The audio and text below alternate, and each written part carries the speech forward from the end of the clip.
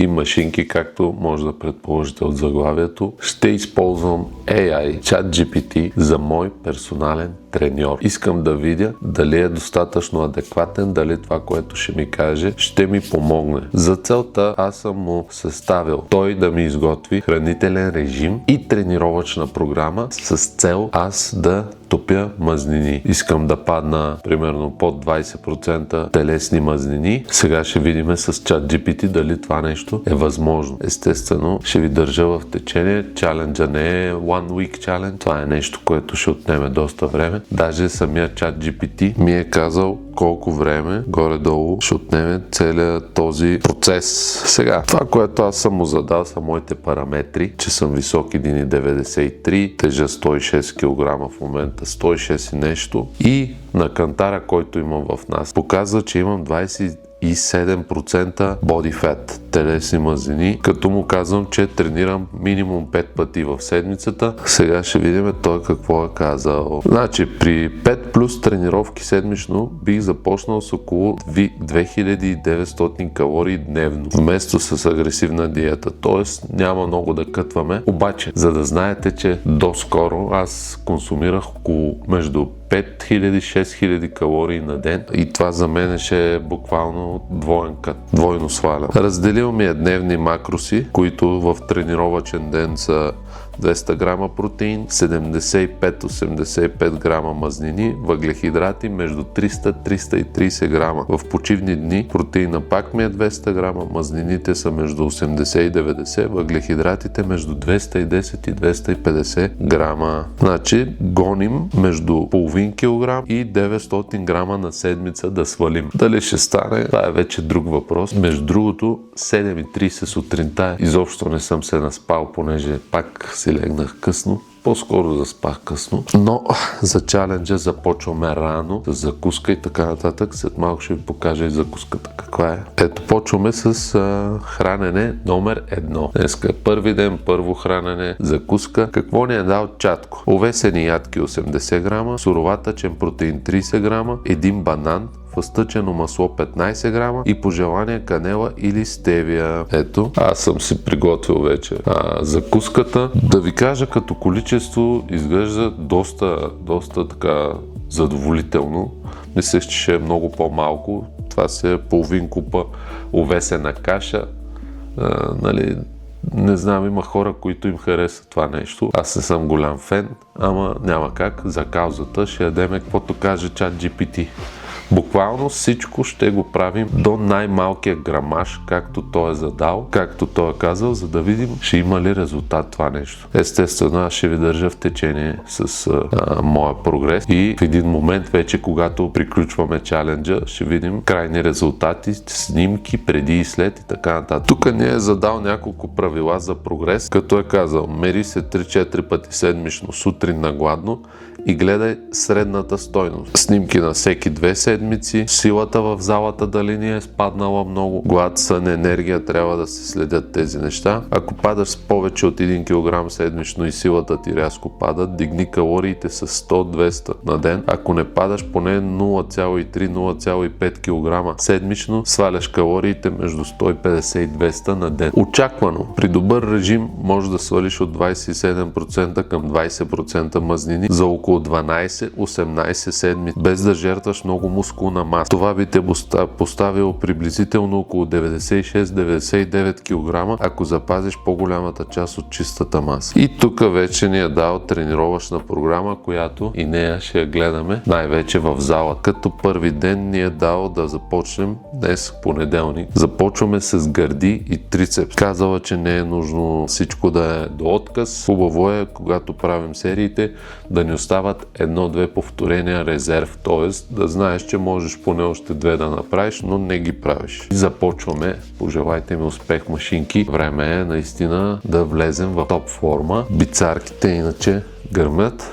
Въпросът е, че искаме и малко коремчето да го разтопим, талийката да се стесни. Най-вече около органите, самите мазнини да ги разтопим, защото нека да не забравяме, че външната опаковка, колкото е важна, много по-важно е вътре какво се случва и това е, което влияе на здравето. Всъщност, висералните мазнини трябва да не са много голям процент. Така че започваме.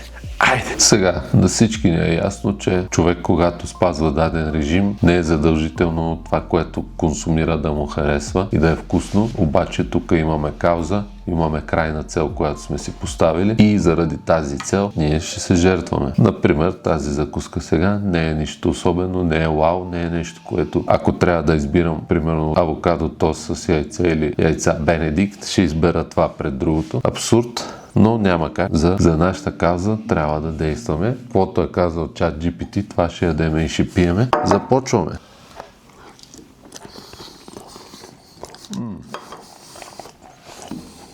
Количествата иначе са задоволителни. Айде, ще видим после.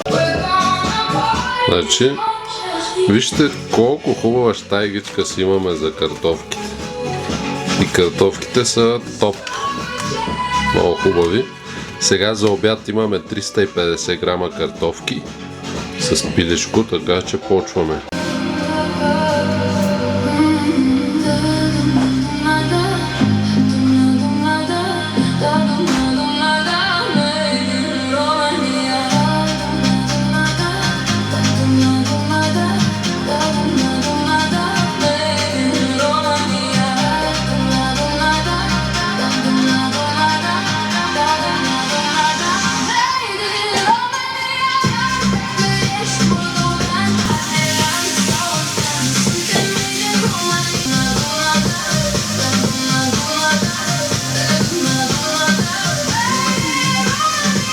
И така, машинки, дойде време да обядваме. Малко закъснях с обяда.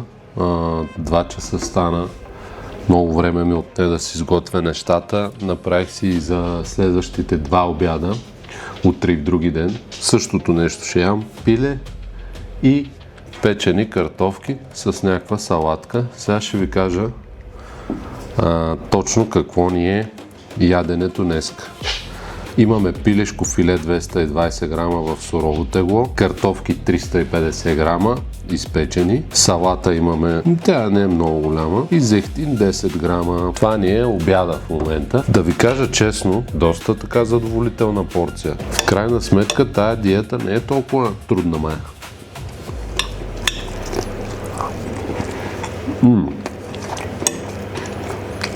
Много вкусно. Супер е.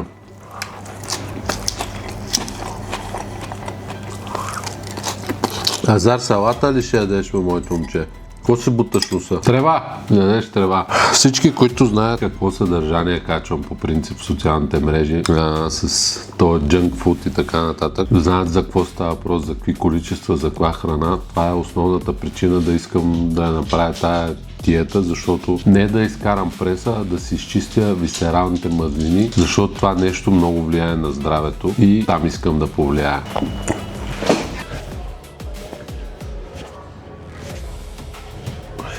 Ще направим една бърза ротационна загрявка на ставите, защото минахме 2 км и половина. Бързо темпо за около 19 минути или колко дойдох. Ще такова.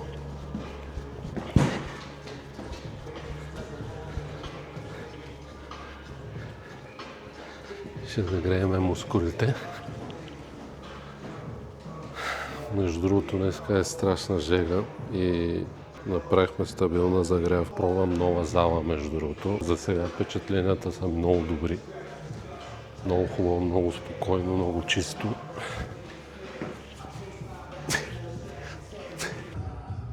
Между другото, фитнесът е много яко направен. Целият черен, такъв много urban стайл. Много ми хареса. И всичко е, както виждате, ново. Много яко.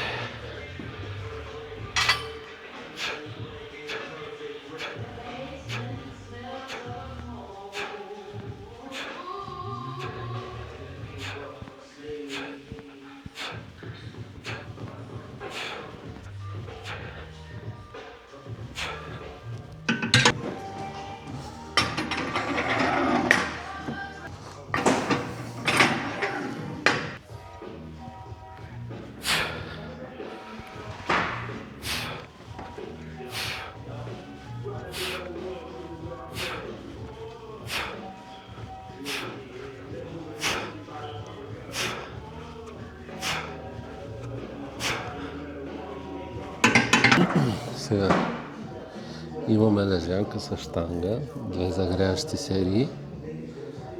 Направихме ги с лости, с малко тежести. Сега имаме 4 серии от 6 до 8 повторения. Значи трябва да сложим по 20.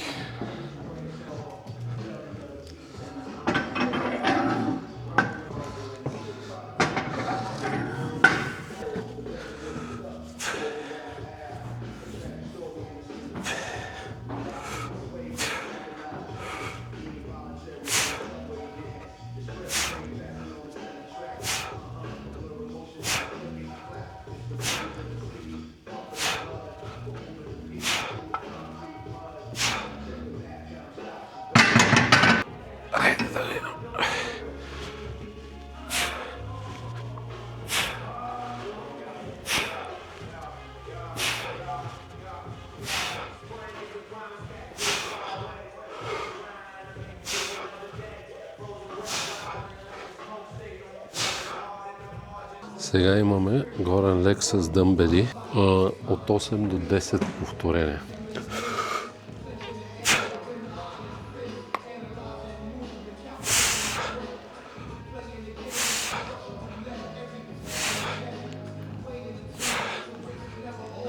Малко мърда тази лежанка.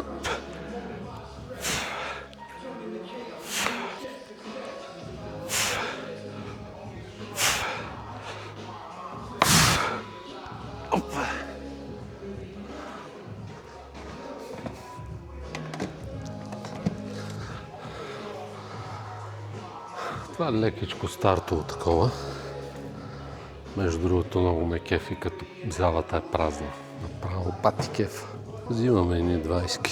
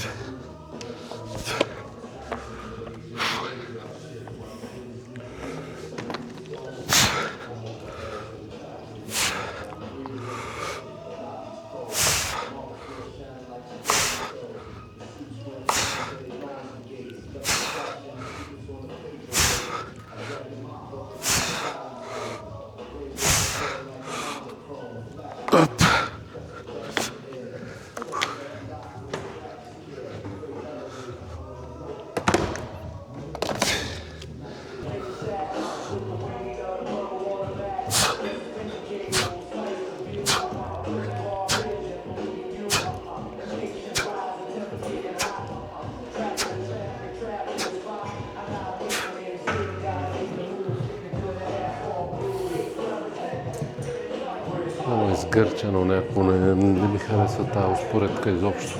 Няма да я правим на успоредката, я скипваме.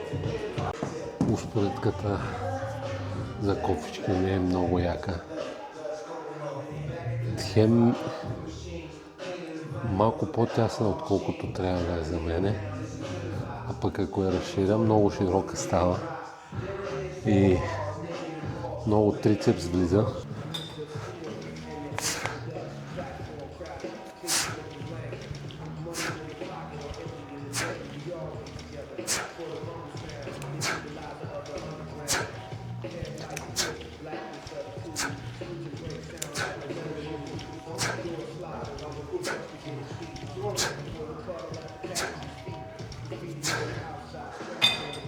Тази серия нарочно ги кръстосвам и ги сменям.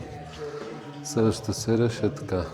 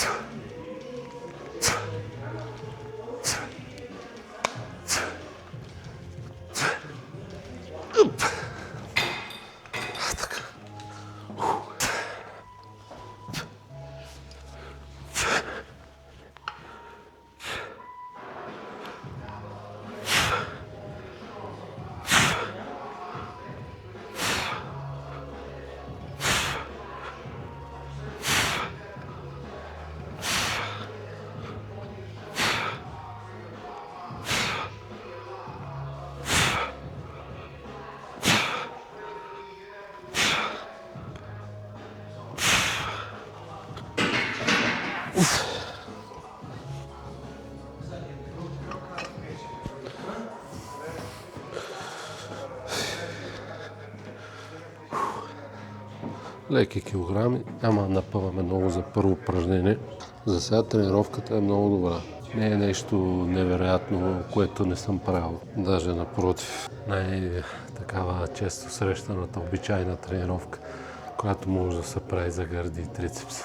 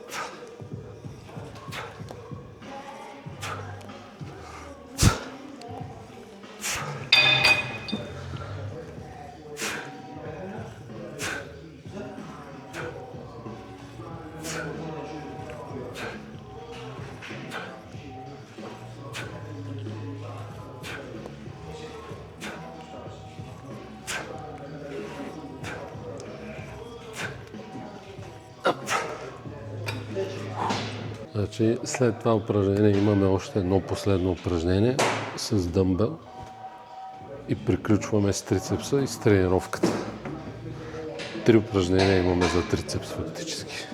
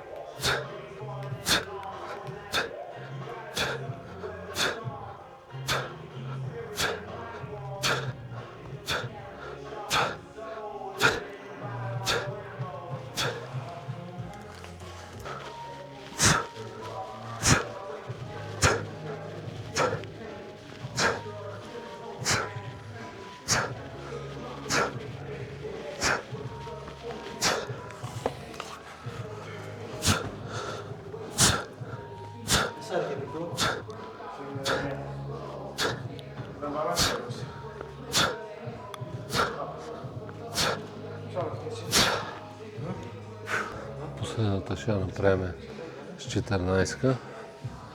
Приключваме.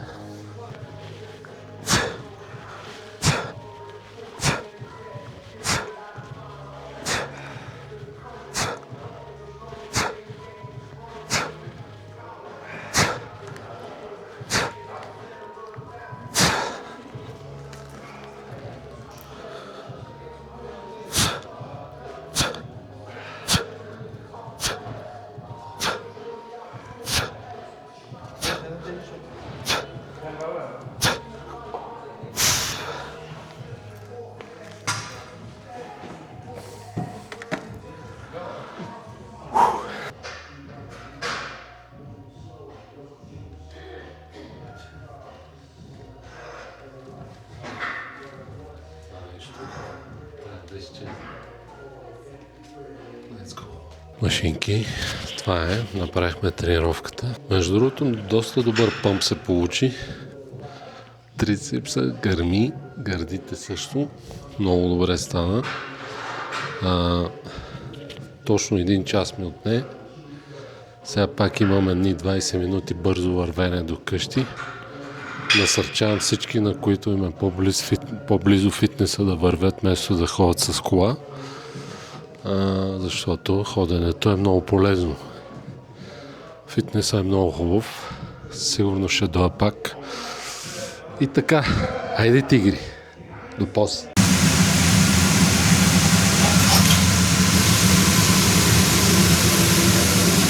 Вечерята се готви. Вечерята е готова. Стек с картофки. Да пробваме.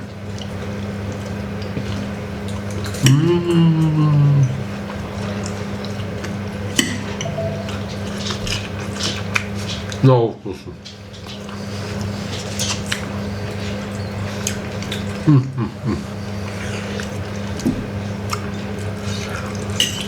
За гарнитура кисели краставички.